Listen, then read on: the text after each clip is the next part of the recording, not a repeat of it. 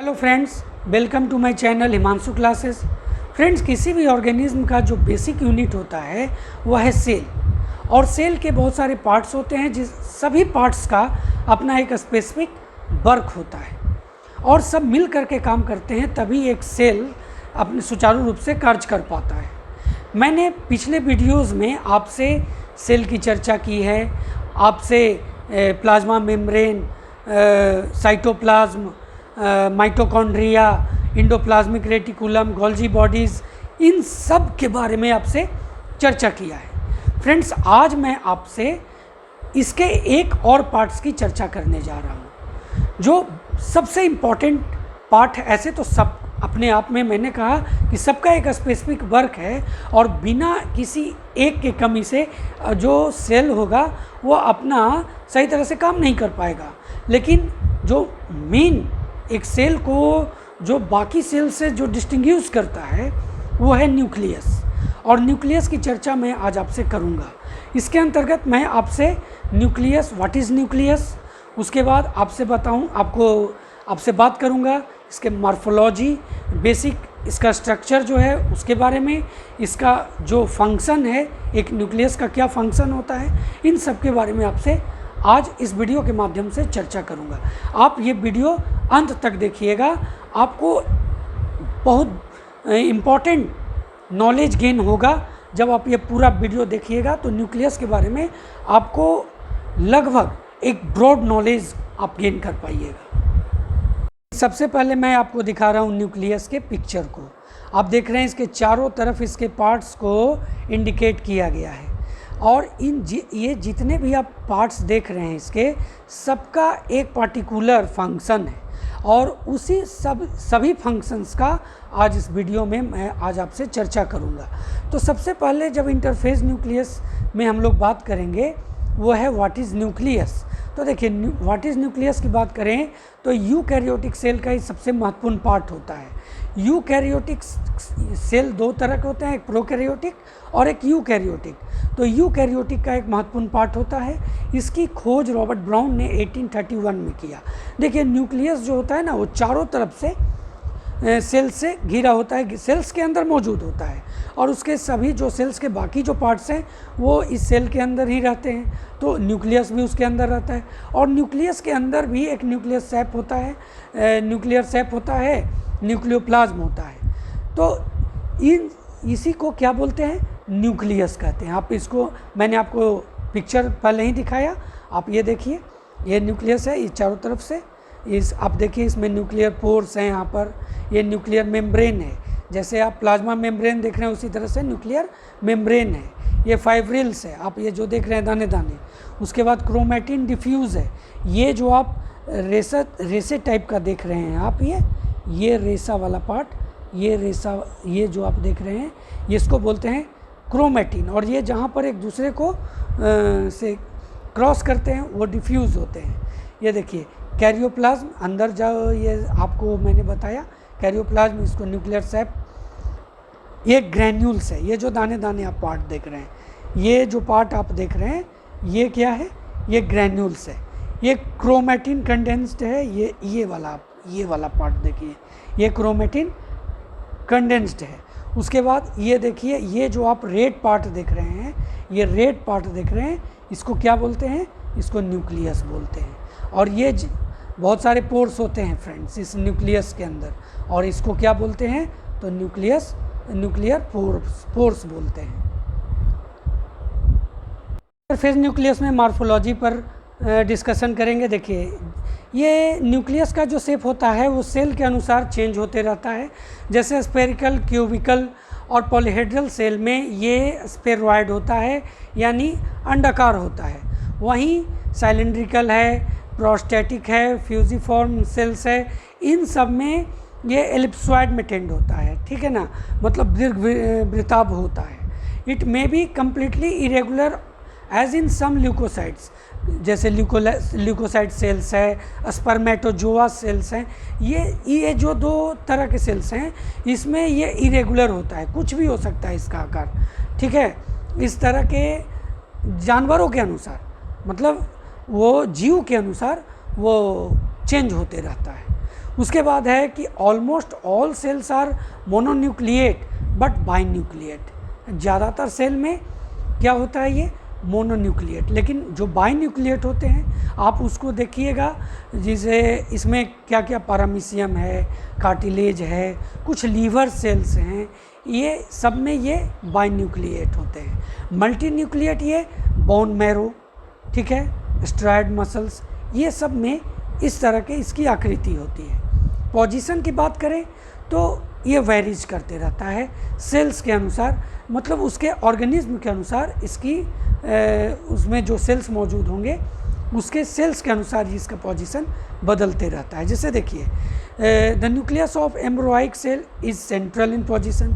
जैसे embryonic cell है उसमें ये बीच में रहेगा, ठीक है, लेकिन साइटोप्लाज्म में ये डिफ्रेंशिएट करेगा वहाँ पर, और ये डिस्प्लेस्ड हो जाएगा, वहाँ पर अपना स्थान चेंज कर देगा।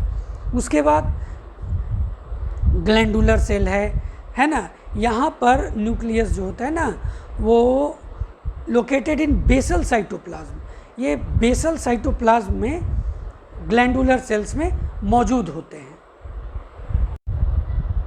कहने का मतलब है कि बेसल साइटोप्लाज्म मतलब इसके एकदम आधार पर मौजूद रहेगा, ठीक है। फ्रेंड्स, द इंटरफेज न्यूक्लियस के जनरल स्ट्रक्चर की बात करें तो ये 4 कंपोनेंट से मिल करके बना है। देखिए इसमें पहला क्या है, तो एक न्यूक्लियर इन्वेलप है, दूसरा न्यूक्लियोप्लाज्म, ये जिसको न्यूक्लियर सैप भी कहते हैं, मैंने वीडियो के शुरू में ही आपको बताया।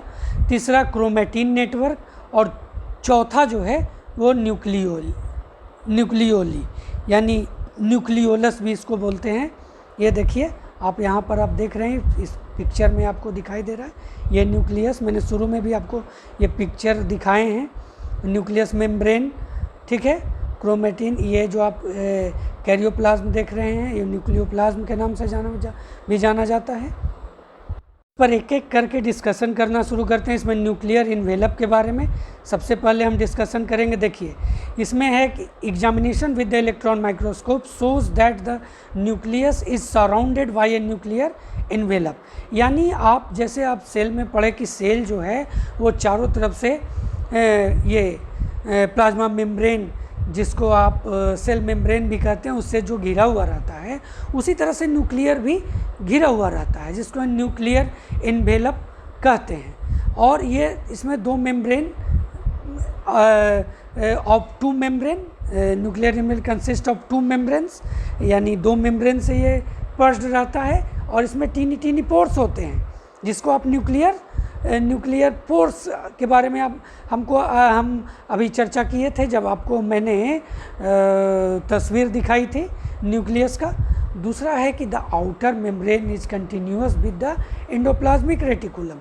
इसका जो आउटर मेम्ब्रेन है वो कंटिन्यूअस करता है एंडोप्लाज्मिक रेटिकुलम के साथ। ये दोनों जो मेम्ब्रेन होते हैं ना वो आर ईच अबाउट 15 एंगस्ट्रॉम।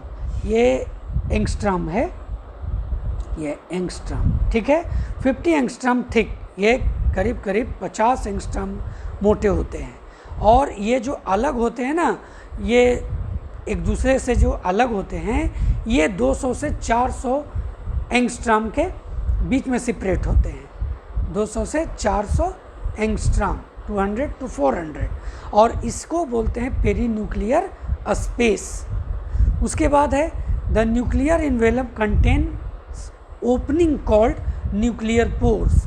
अभी मैंने आपको फिगर दिखाया था, फिर मैं आपको दिखाता हूँ न्यूक्लियर पोर्स। ये देखिए ये न्यूक्लियर पोर्स है, यहाँ पर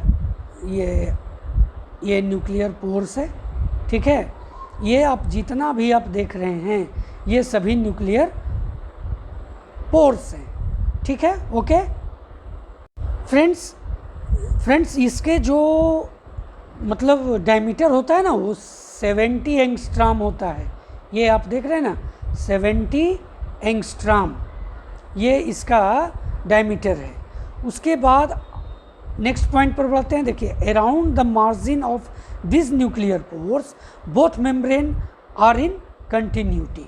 ये दोनों जो इसका जो मेम्ब्रेन है, जो झिल्ली है, वो कंटिन्यूटी होता है इसमें दोनों जो around the margin of this, ये जो न्यूक्लियर पोर्स होते हैं उसके चारों तरफ। उसके बाद है the pores and annuli together are known as the pore complex.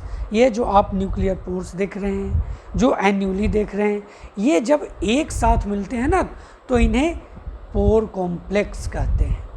Pore complex क्या बोलते हैं? Pore complex. और ये जो कॉम्प्लेक्सेस जो है ना वो टेम्पोररी या परमानेंट तौर पर ये न्यूक्लियर इन्वेलप में ही खुलते हैं। आपको मैंने तस्वीर के माध्यम से दिखाया था, ये देखिए आप, ये न्यूक्लियर पोर है और ये जो भी आप देख रहे हैं ना ये कहाँ खुलते हैं? तो ये खुलते हैं आपको न्यूक्लियर इन्वेलप। और न्यूक्लियर इन्वेलप क्या? जैसे मैंने आपको बताया था, सेल के ऊपर जो जिससे वो घिरा है यानी सेल मेम्ब्रेन, उसी तरह से न्यूक्लियर भी जिससे घिरा हुआ है वो न्यूक्लियर इन्वेलप। न्यूक्लियर इन्वेलप, अरे इन्वेलप माने क्या होता है? लिफाफा, उसी में न रखाता है, तो उसी तरह से ये है। उसके बाद है an annulus about 16 nanometre is in diameter in present on both the cytoplasmic and nuclear surface of the pores. यानी कितना? करीब करीब एन्यूलस जो होता है ना 60 निक्रोन मीटर इसका डायमीटर होता है। और ये दोनों जो होते हैं उपस्थित होते हैं साइटोप्लाज्मिक और न्यूक्लियर सरफेस के पोर के ऊपर। अब आगे बढ़ते हैं। अब देखिए 8 ग्रैन्यूल्स होते हैं और प्रत्येक जो ग्रैन्यूल्स होते हैं ना वो लगभग 15 न्यूक्रॉन मीटर होते हैं डायमीटर में। और ये जो चारों तरफ से जो इसकी जो जगह होता है वो चारों तरफ से एनुलस से ये घिरे हुए रहते हैं। अब हम लोग इंटरफेस न्यूक्लियस के अंदर इसके जो जनरल स्ट्रक्चर है इसमें दूसरा जो है न्यूक्लियोप्लाज्म, न्यूक्लियर सैप। फ्रेंड्स, जो आप जैसे आप सेल के बारे में आपको मैंने बताया था कि उसके अंदर जो फ्लूइड लाइक स्ट्रक्चर होता है, उसी तरह से न्यूक्लियोप्लाज्म के भी अंदर जो फ्लूइड लाइक स्ट्रक्चर होता है, माफ़ कीजिए, न्यूक्लियस के अंदर जो फ्लूइड लाइक स्ट्रक्चर होते हैं उसी को न्यूक्लियोप्लाज्म या न्यूक्लियर सैप कहते हैं। तो ये ट्रांसपेरेंट होता है, माने पारभासी होता है। सेमी फ्लूइड, ये सेमी फ्लूइड ग्राउंड सब्सटेंस होता है और ये मुख्य रूप से है ना न्यूक्लियर स्पेस को भरते हैं, यानी जो न्यूक्लियस के अंदर का जो पार्ट है उसको ये भरते हैं। उसके बाद है कि the nucleoplasm is a complex assortment of chemical substance, definitely इसमें कोई शक नहीं, in which the chromatin network remains suspended. ये देखिए क्रोमैटिन नेटवर्क इसमें पूरा रहता है। इसको मैं आपको तस्वीर के माध्यम से दिखाता हूँ। ये देखिए इस फिगर में, देखिए इसमें आपको क्रोमैटिन थ्रेड नज़र आ रहा है। ये देखिए ये क्रोमैटिन थ्रेड यहाँ पर, ये माफ़ कीजिए, ये क्रोमैटिन थ्रेड हो गया, ये क्रोमैटिन थ्रेड लिखा हुआ आपको नज़र आ रहा है। और ये जो आपको रेसे ऐसा जो नज़र आ रहा है ना, ये है क्रोमैटिन थ्रेड, ठीक है। एक और पिक्चर मैं आपको दिखा रहा हूँ, इसमें भी आपको बहुत सारी चीज़ें क्लियर हो जाएंगी। देखिए ये न्यूक्लियर इन्वेलप है, ये वाला पार्ट जो आप देख रहे हैं डबल लेयर, ये न्यूक्लियर इन्वेलप है।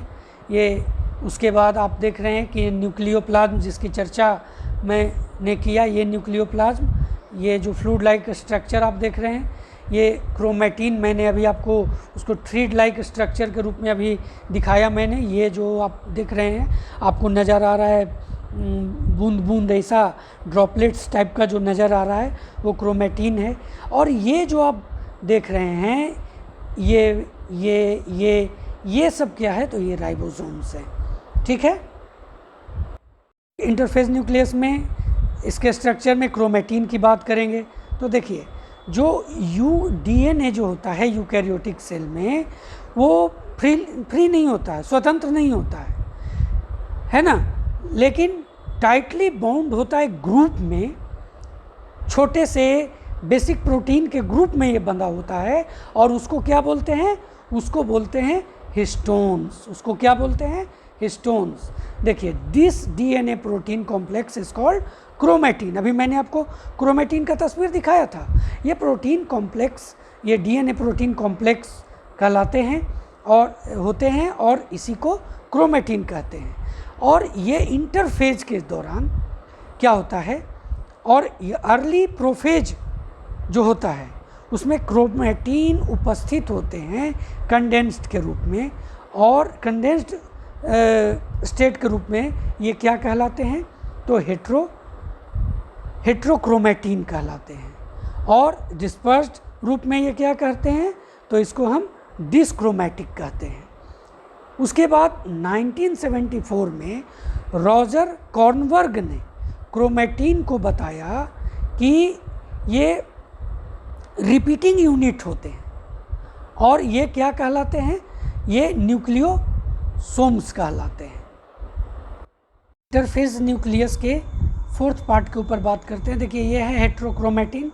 इसकी खोज हिट्स ने 1928 में किया था और ये जो होता है ना, ये अपने क्षेत्र में झुका हुआ रहता है, अपने रीजन में प्राय झुक जाता है, एग्रीगेट होकर के इसको क्रोमोसेंटर्स या फॉल्स न्यूक्लियाई के रूप में जानते हैं। ये यहाँ पर फिगर है, आप ये देखिए, ये क्रोमोसेंटर का यहाँ पर फिगर आपको दिखाता हूँ मैं। देखिए ये तेरी कैसे गड़बड़ा गई यार।